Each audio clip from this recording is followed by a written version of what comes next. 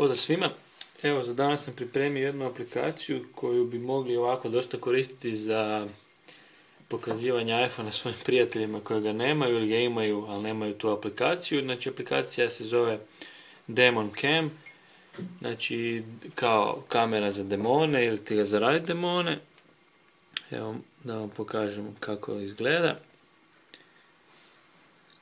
Evo, ovako se sad otvara, sad ćemo vidjeti biti neke male animacije.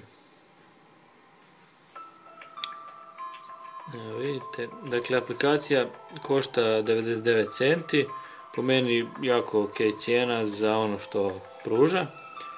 Evo kliknemo start.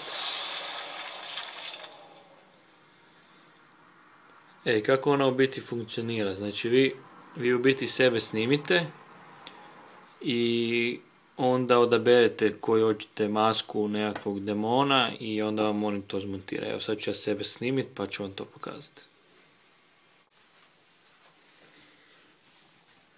Evo možete vidjeti sad, znači ja sam sebe snimio i sad vi u biti prvo što trebate napraviti je da pronađete dio kad ste se počeli u biti kreveljiti. Možete ovako finije, evo ja ću staviti ovo. Odaberete next. Sad trebate u biti s ovim točkicama i ovom crtom, znači staviti gdje su vam oči i usta. Idete dalje i sad možete odabrati kojeg hoćete demona. Imate nekoliko njih koji dobijete odmah s aplikacijama, neke možete vjerojatno kupiti preko in-app purchases. Ja ću odabrati, ne znam koji bi mogao biti dobar. A može ovaj, ili random, nek random napravi, pa da se iznenadimo. Ne idemo. Evo odabralo je ovoga. I sad vam on u biti radi taj video. I kad se taj video napravi možete ga spremiti, možete ga poslati na Facebook i slično. Sad ćemo vidjeti kako izgleda. Evo napravljen je video, pa da vidimo kako izgleda.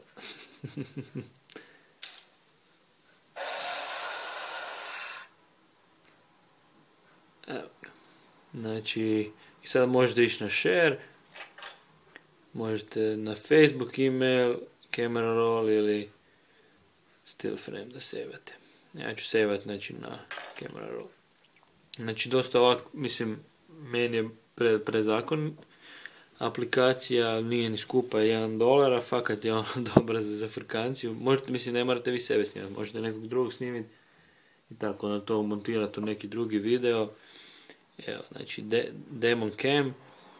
Evo, stavit ću link normalno dole, ako imate kakve komentare, ako vi napravite koji video, slobodno ga uploadajte pa da vidimo kakve ste filmiće napravili. Ćao.